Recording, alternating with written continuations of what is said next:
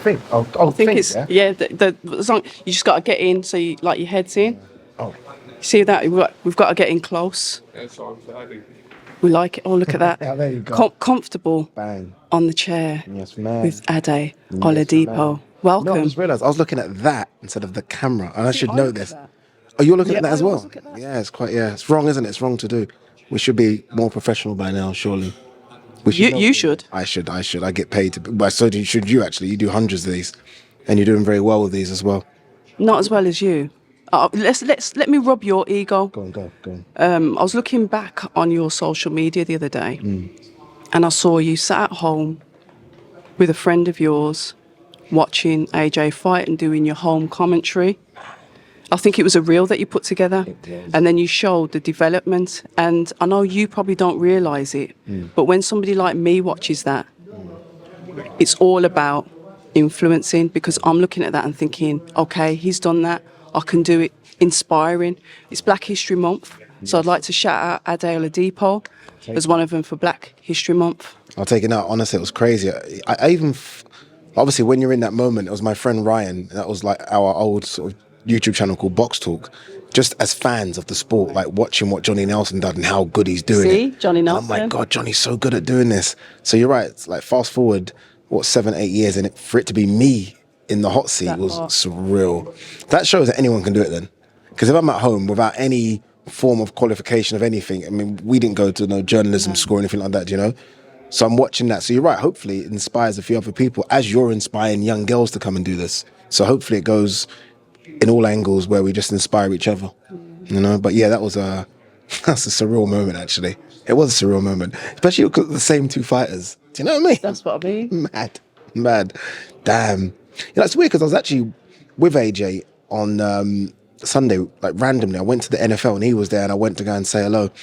And it's just so weird sometimes, having watched all these fighters for years, just as fans, and now you kind of know them, like Darren Barker, Tony Bellew.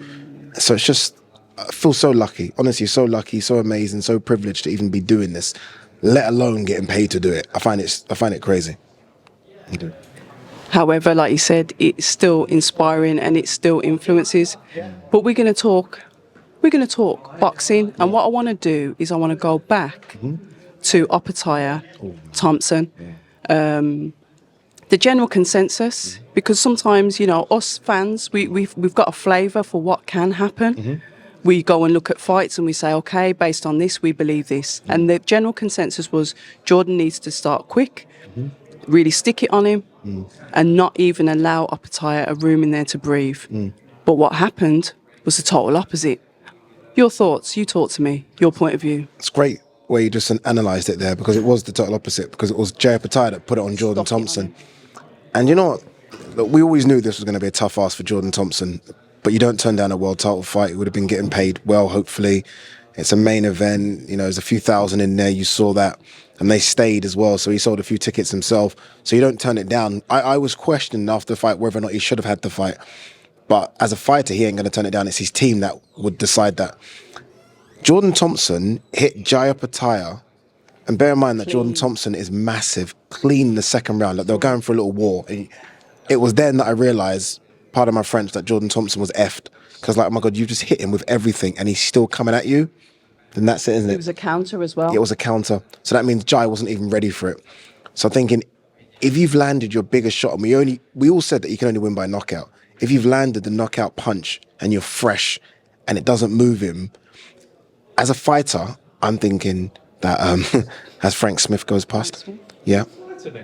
Well. I'm waiting to get you in the chair. Very. No, it's all right. Get him next. He's coming up next. I mean, as a fighter, Jordan must think, there's not much I can do here. I think maybe he should have been pulled out after the third. Everyone says that. No. But all right. You know Instinctively, all right. In fact, go on. You know what it is? When you're ringside, and you've got very good seats, you're watching. And I remember the end of that third was bad. And I think I've already made my mind up that Jordan's not going to win this fight. I just, as soon as he landed that shot in the second, I was like, okay, this isn't going to happen. And I just felt like we were sending him out there for more punishment. And I like Jordan. I don't want to see him take punishment. You know, when you get close with fighters, you don't want to see them take punishment. And maybe it's the wrong sport for me to enjoy because every fighter takes a bit of punishment. But I was like, I don't want to see any more. But it's tough. Tony Sims is there. I saw Jordan Thompson's dad run round. He tried to get in the ring. Yeah, but to do what? To stop it? He tried to get to the apron, and then they went, "You can't go in." What was he trying to do? This is what I don't know. I think it's instinctive. Yeah. It's your son. I don't know. I didn't know if he was trying to say, come on, Jordan, or stop it. And I felt like maybe because he said, come on, Jordan, Tony was like, okay, I'm going to give you one more round. But Jordan will come again, whether it's the bridge weight or jump to heavy. But Jai Pattaya is one that we're going to look at in a couple of years and think, geez, remember when he beat up Jordan Thompson because he's special. I think he's the best cruiserweight. I know that you're close to Richard Riakporhe. Did we have to put that in there? I'm actually close with Jordan as well. I like the both. I like the both of them. I like a lot of fighters. Let's not do this. You do. But what's his name? The Midnight. What's it? The Midnight Express. Listen. What is it? Look, we're not doing this. No, what I'm trying to say is that I like Richard. I like Richard, but the Midnight Train. What's his nickname? Midnight Train. I don't know about him, and I don't know about Richard and that guy. You know, Richard, to be fair, has got that phenomenal forehammer. And he's big at the weight, but that Jai looks a bit scary, you know. Did you interview him? Unfortunately, I got stuck in mad traffic on the press conference day. Okay. So I didn't make it down, and I came in on the weigh-in day. And as you know, nobody wants to speak to anyone on weigh-in day. So I didn't really get to speak to the fighters. I was keen because I really wanted to kind of picture Jay's mindset because I like to, because he's got those eyes. People say I've got those scary eyes as well. So. There was some more seductive than scary. Debatable. No, definitely seductive. He's a frightening, like scary. And I was doing the interviews at the press conference, and I interviewed him, and even Tony was like, he's got this energy around him. And Tony's got that energy when Tony used to fight, so Tony knows. And I was like, geez. But then I saw the size of Jordan, and I was like, okay. Jordan massive. But don't you think size is a bit of a myth though? Because I said when people were talking about size to me, I said David and Goliath. I said, remember David and Goliath? Yeah, you're right, but I don't know. You're right. I mean, skills pay the bills. Those overhands. Skills pay the bills. Those shorter fighters that come in and they get in. Southpaw as well. And I forgot Pattaya was a southpaw, and I was like, oh, fuck. So yeah, it was a tough night for Jordan Thompson. But look, he got a main event. He got a world title crack. And then he just has to come and rebuild. I follow him on Twitter, and every day on Twitter he's been putting another day or like something like that. So he's okay. He's fine. He's healed up. You know, he took a couple of big left hands, big right hands, but he's fine. And he'll be back out again early next year, and we'll see what weight it is at.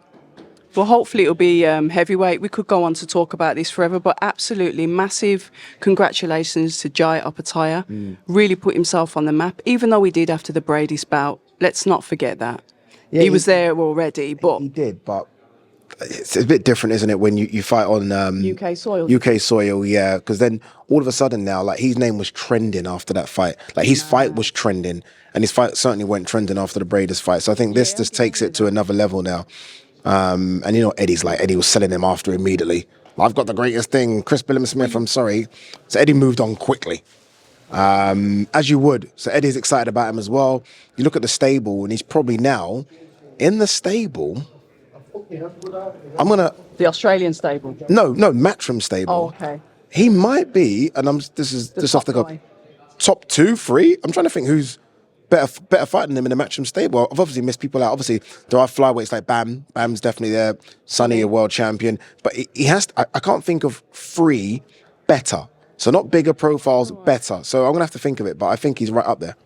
We can leave that one for the guests. Actually, you guys put who you think the top fighters are in the Matchroom stable. That's actually male and female. Yeah, we like that. We like that. Good game, that isn't it? Yeah, he's up there, 100%.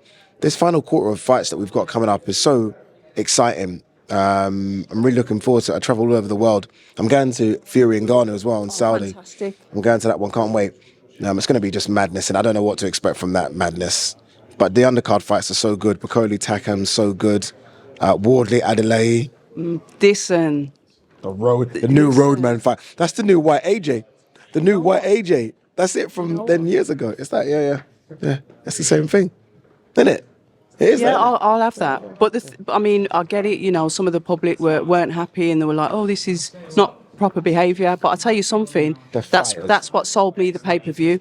Yeah. It's because of that. I thought, you know what? I'm buying that fight. Yeah. No, indeed. Josh Warrington.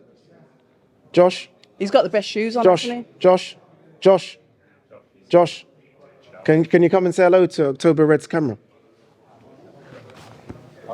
Could help me out. October Red. he? I just wanted to have Come and say hello. Yeah, come and say hello. But you got to show everyone your shoes because this is about styles. Look at those. I didn't even know there were loops. Oh my days. Shut up. Does he look as well? Honestly, he looks as sharp as anything. Strong. Yeah, thank you Really, really strong. very much. Preparing for this fight. Talk to us about that. Preparation's gone well. I feel like I've been training more or less all year. I don't want to give too much away, do you? No, you But the camp's gone well. Been in a very good place mentally, and I don't know. I've just carried a lot of energy from like the people's negativity. Carried that energy and turned it into a positive, and I've just had a bit between my teeth all throughout camp, and sure the work that's been done will show on Saturday night.